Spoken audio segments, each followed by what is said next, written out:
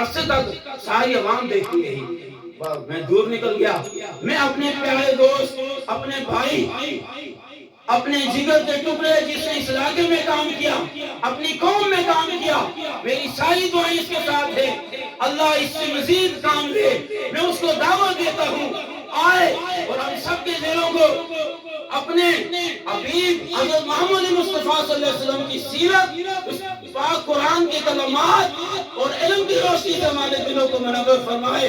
محترم مفتی اقرار صاحب کو میں دعوت خطاب دیتا ہوں، اسٹیج پر آئے اور ہمیں علم کی روشنی سے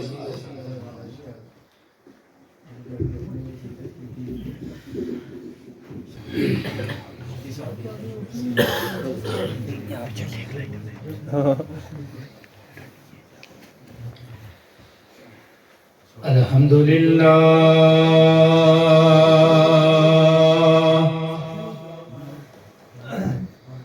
الحمدللہ نحمده ونستعینه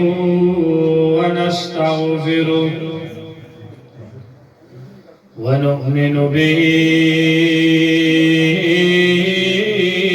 ونتوكل عليه ونعوذ بالله من شرور أنفسنا ومن سيئات أعمالنا من يهده الله فلا مضل له ومن يضلله فلا هادي له أرسله بالحق بشيرا ونذيرا وداعيا إلى الله بإذنه وسراجا منيرا أما بعد فأعوذ بالله من الشيطان الرجيم بسم الله الرحمن الرحيم محمد رسول الله والذين معه أشداء على الكفار رحماء بينهم تراهم ركعا سجدا وقال النبي صلى الله تعالى عليه وسلم أصحابي كالنجوم فبأيهم اقتديتم اهتديتم صدق الله مولانا العظيم وصدق رسوله النبي الكريم الأمين الرؤوف الرحيم ونحن على ذلك لمن الشاهدين والشاكرين والحمد لله رب العالمين اللهم صل على محمد وعلى آل محمد كما صليت على إبراهيم وعلى آل إبراهيم إنك حميد مجيد اللهم بارك على محمد وعلى آل محمد كما باركت على إبراهيم وعلى آل إبراهيم إنك حميد مجيد آپ اگر قریب قریب ہونے تو انشاءاللہ آپ کی مجلس میں آپ کو ثواب زیادہ ملے گا جتنا قریب ہوں گے اتنا نور زیادہ ملے گا حمد و ثنا کے بعد نہایت ہی واجب الاحترام سامعین کرام سب سے پہلے بے انتہا مبارکباد کے مستحق ہیں وہ ننھے سے قاری صاحب جنہوں نے اللہ کے گھر کے اندر کھڑے ہو کر الحمد سے لے کر والناس تک پورا قرآن سنایا اور پھر ان کے ساتھ جو لوگ چل کر آتے رہے جیسے قاری الیاس صاحب، انہوں نے بڑی ہمت فرمائی، اور لوگ بھی جو ان کے ساتھ چل کر آتے تھے انہوں نے بڑی ہمت فرمائی۔ اللہ تبارک و تعالی سب کو اپنے شایان شان اجر عظیم عطا فرمائے، اور سارے کے سارے مبارکباد کے مستحق۔ اور اس کے بعد آپ سارے حضرات بھی مبارکباد کے مستحق ہیں۔ آپ نے بھی اللہ کے گھر کے اندر کھڑے ہو کر الحم سے لے کر الناس تک اللہ کا پورا کلام سنا۔ بہرحال محترم سامعین کرام، انتہائی مختصر وقت کے اندر آپ کے سامنے 2-4 باتیں عرض کروں گا۔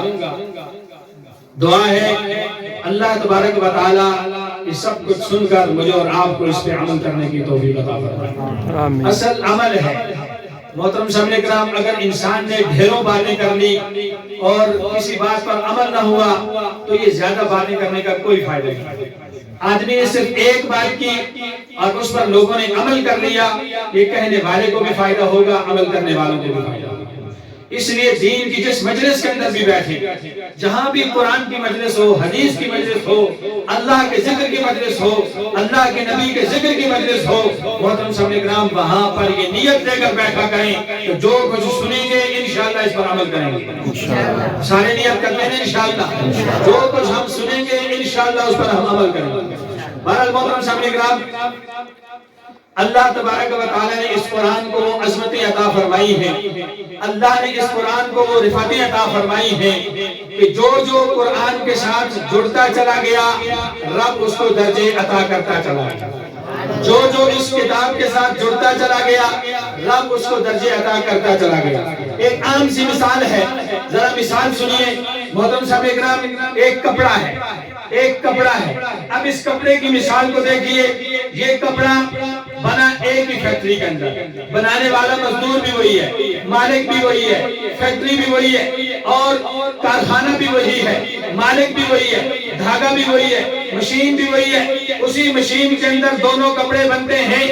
ایک کپڑا عام آدمی کے بدن پہ آ جاتا ہے، ایک کپڑے سے قرآن کا غلاف بن جاتا ہے، لیکن محترم سامعین کرام چونکہ نسبت تبدیل ہو گئی ہے، عام آدمی کے کمر پر جو کپڑا لگ گیا، عام آدمی کے بدن پر جو کپڑا آ گیا، اس کی وقت کم ہو گئی، اس کی قیمت پہلے سے زیادہ کم ہو گئی، یہ میلا ہو گیا، یہ کچیلا ہو گیا، یہ ناپاک بھی ہو گیا، اس کو دھونے کی ضرورت بھی پڑے گی، لیکن قربان جاؤں قرآن کی عظمت پر، قرآن کی رفعت پر، قرآن کی بلندی پر، ارے اسی فیکٹری، اسی مارکیٹ اور اسی مزدور، اسی دھاگے، اسی مشین سے بننے والا وہی کپڑا جب قرآن کا غلاف بنتا ہے، جب قرآن کا لباس بنتا ہے، رب اس کو اتنی عظمتیں عطا فرما دیتا ہے، رب اس کو اتنی بلندیاں عطا فرما دیتا ہے۔ ارے کوئی مفتی ہے، کوئی محدث ہے، کوئی شیخ الحدیث ہے، کوئی حافظ ہے، کوئی عالم ہے، کوئی پیر ہے، کوئی مرید ہے، کوئی امیر ہے، کوئی غریب ہے، کوئی شہر والا ہے، کوئی دیہات والا ہے،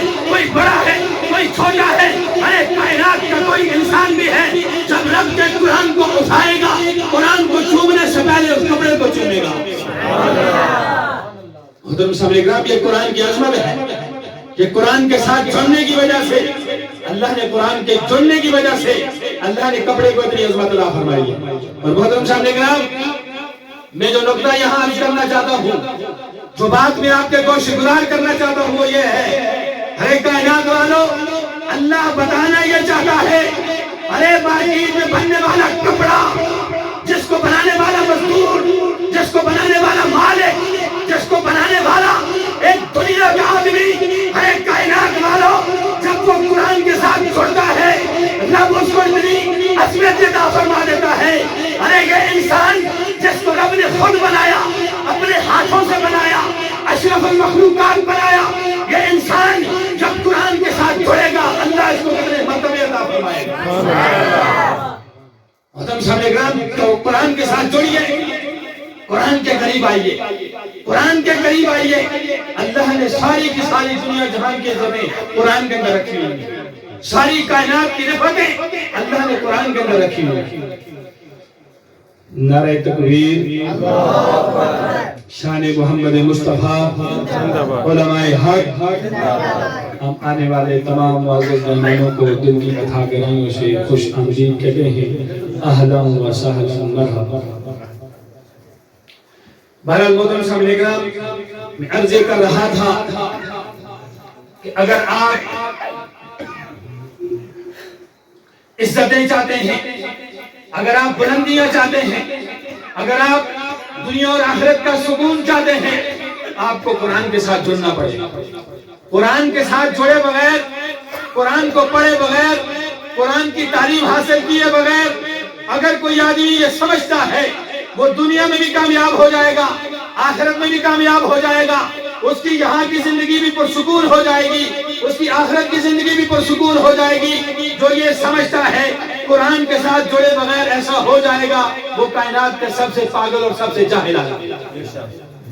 سب سے جاہل آدمی ہے، سب سے پاگل آدمی ہے۔ اس لیے کہ محترم سامعین کرام، اللہ نے کل کائنات کی کامیابیاں چاہے دنیا کی ہو یا آخرت کی ہو، اللہ نے ساری کی ساری سمیٹ کر قرآن میں رکھی ہے۔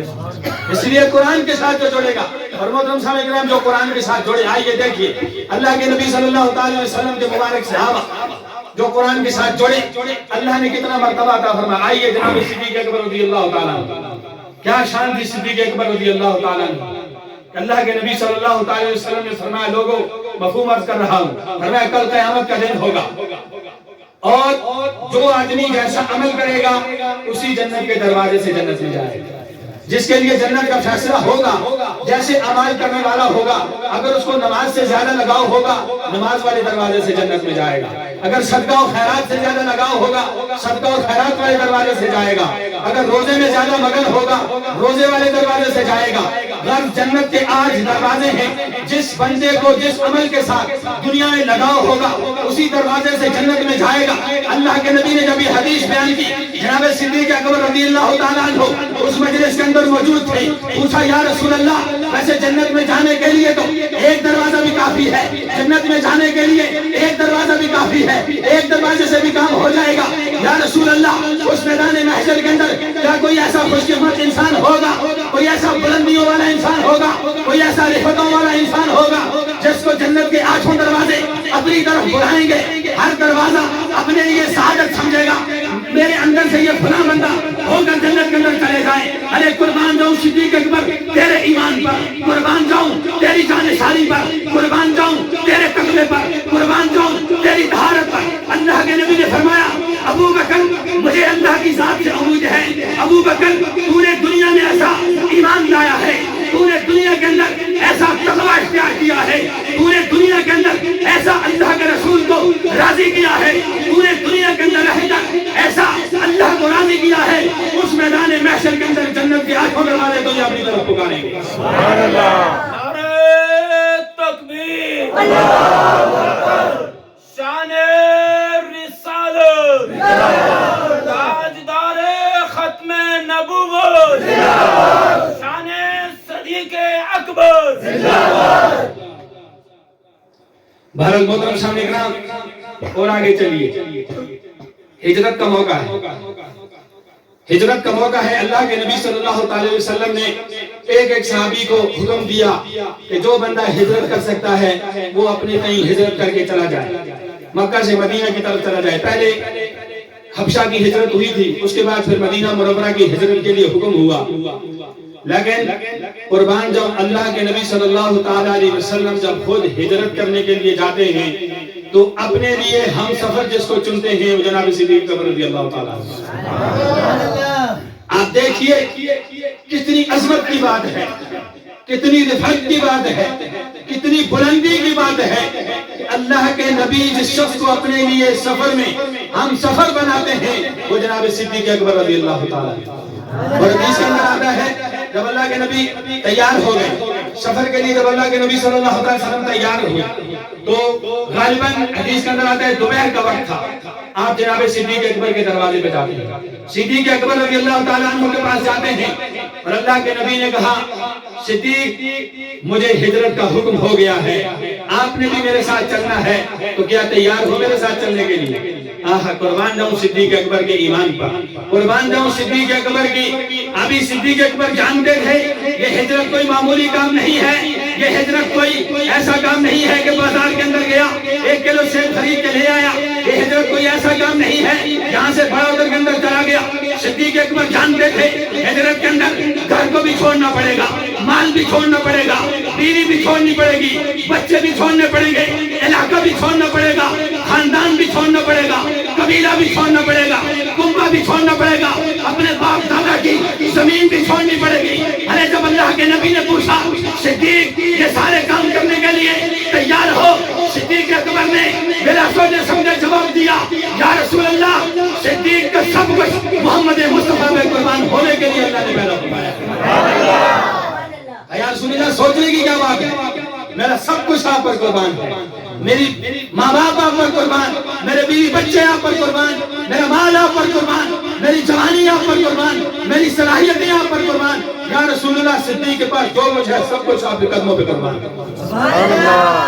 اور یہاں ایک نکتے کی بات ہے، صدیق کا مقدر ہے، صدیق کی بات چھڑی ہے اس لیے صدیق کا مقدر ہے، اس کو سنیے محترم سامنے کرام۔ صدیق اکبر کی شان میں جملہ ہے، ارے کل کائنات جاتی ہے در مصطفیٰ پر، کل کائنات جاتی ہے در مصطفیٰ پر، ارے صدیق اکبر تیری عظمت کے کیا کہنے، مصطفیٰ آتے ہیں صدیق اکبر کے دروازے پر، صدیق اکبر کے دروازے پر۔ اللہ کے نبی نے اب یہاں پر یہ بھی ہو سکتا ہے ہر بندہ اپنی محبت میں جو چاہے یہاں پر مفہوم بیان کرے، لیکن محترم سامنے کرام میری محبت یہ کہتی ہے، میرا صدیق سے عشق یہ کہتا ہے، ارے یوں بھی ہو سکتا تھا اللہ کے نبی کسی کو بھیج کر صدیق کو اپنے در پر بلا سکتے تھے، یہ پیغام سنا سکتے تھے، لیکن اللہ کے نبی نے ایسا نہیں کیا۔ اللہ کے نبی کائنات اور کائنات کی آخر تک قیامت تک آنے والے لوگوں کو صدیق اکبر کی شان بتانا چاہتے تھے اور صدیق اکبر کا مرتبہ بتانا چاہتے تھے، اور اللہ کے نبی یہ بتانا چاہتے تھے، ارے لوگوں کل کائنات میرے دروازے پہ آتی ہے، میں ابو بکر کے دروازے پہ جاتا ہوں۔ ایسی شان۔ اور محترم سامعین کرام اللہ کے نبی صلی اللہ علیہ وسلم صدیق اکبر کی شان میں آخری بات کر رہا ہوں۔ اللہ کے نبی صلی اللہ تعالی علیہ وسلم جب معراج سے واپس آئے، معراج سے اللہ کے نبی صلی اللہ علیہ وسلم جب واپس آئے، آپ علیہ السلام نے صبح کفار کے سامنے اعلان کیا، آپ علیہ السلام نے بتایا کہ اللہ نے مجھے یوں یہاں سے مکہ سے اٹھایا اور میں جبریل امین کے ساتھ بیت المقدس گیا، میں نے وہاں پر جو لوگوں میں نے انبیاء کی امامت کروائی، اور پھر وہاں سے میں پہلے آسمان پر دوسرے تیسرے چوتھے سدرۃ المنتہا اللہ سے میری ملاقات ہوئی، جنت کو دیکھا، جہنم کو دیکھا۔ اب یہ بات جو کفار نے سنی تو کفار کو ایک موقع مل گیا، ہنسنے کا، مذاق کرنے کا، رولا ڈالنے کا ایک موقع مل گیا، اور انہوں نے کہا دیکھو ہم تو پہلے کہتے تھے نعوذ باللہ یہ نبی پاگل ہے، یہ مجنونوں والی باتیں کرتا ہے، بھلا ایک ہی رات کے اندر کوئی یہاں سے بیت المقدس کیسے جا سکتا ہے، پھر آسمانوں پر، پھر آسمانوں سے اوپر عرش پر، ایک ہی رات میں بھلا کوئی ایسے کیسے کام کر سکتا ہے؟ لیکن جب انسان کے اندر ایمان نہیں ہوتا نا پھر انسان کو ہر بات مشکل لگتی ہے، لیکن جس کے پاس ہوتا ہے نا ایمان، اس کو پتہ ہوتا ہے کہ جو اللہ کا نبی ہوتا ہے وہ سب کچھ کر سکتا ہے، اللہ کی دی ہوئی طاقت سے یہ سب کچھ کر سکتا ہے۔ بہرحال یہ کفار سارے کے سارے، چونکہ صدیق اکبر تو ایک سردار قسم کے آدمی تھے، سردار تھے، اب یہ سارے کے سارے حضرت صدیق اکبر رضی اللہ تعالیٰ عنہ کے پاس جاتے ہیں، کہتے ہیں کہ آپ یہ بتائیے، تھے تو وہ بڑے چالاک تھے نا میری اور آپ کی طرح، اب یہ نہیں کہا کہ کون یہ کہہ رہا ہے، کہہ رہے صدیق بتاؤ اگر کوئی آدمی اس بات کا دعویٰ کرے کہ میں راتوں رات بیت المقدس میں بھی گیا، وہاں سے ساتوں آسمانوں کے اوپر گیا، عرش پہ گیا، اللہ سے ملاقات کی، جنت کو دیکھا، جہنم کو دیکھا، ایک ہی رات کے اندر میں یہ سارا کچھ کر کے واپس آ گیا، کیا یہ سچ ہوگا یا جھوٹ ہوگا؟ صدیق اکبر نے کہا ہاں بالکل صحیح بات نہیں ہو سکتا، ایک رات میں نہیں ہو سکتا۔ کہا سوچئے، کہا ایک بندہ ایسے کہہ رہا ہے، اس کے بارے میں کیا خیال ہے؟ صدیق اکبر نے پوچھا کون ہے وہ، بتاؤ تو صحیح ہے، کہنے والا کون ہے، دعویٰ کرنے والا کون ہے؟ ابو جہل کو موقع ملا، اس نے کہا یہ دعویٰ کرنے والے آپ کے ساتھی جناب محمد رسول اللہ ہیں۔ تو صدیق اکبر نے بلا سوچے جواب دیا، بلا سمجھے جواب دیا، ارے مکہ کے کافروں، اگر کوئی اور آدمی دنیا کو کوئی عام انسان اگر اس بات کا دعویٰ کرے گا، سب سے پہلے میں صدیق اکبر اس کی مخالفت کروں گا، یہ نہیں ہو سکتا، لیکن اگر یہ دعویٰ آمنہ کا لال محمد مصطفیٰ کرتے ہیں، اگر یہ دعویٰ عبداللہ کے درِ قدیم کرتے ہیں، اگر یہ دعویٰ امام الانبیاء کرتے ہیں، اگر یہ دعویٰ جناب محمد رسول اللہ کرتے ہیں، اللہ کی قسم یہ دعویٰ بالکل حق ہے، بالکل سچ ہے۔ نعرہ تکبیر!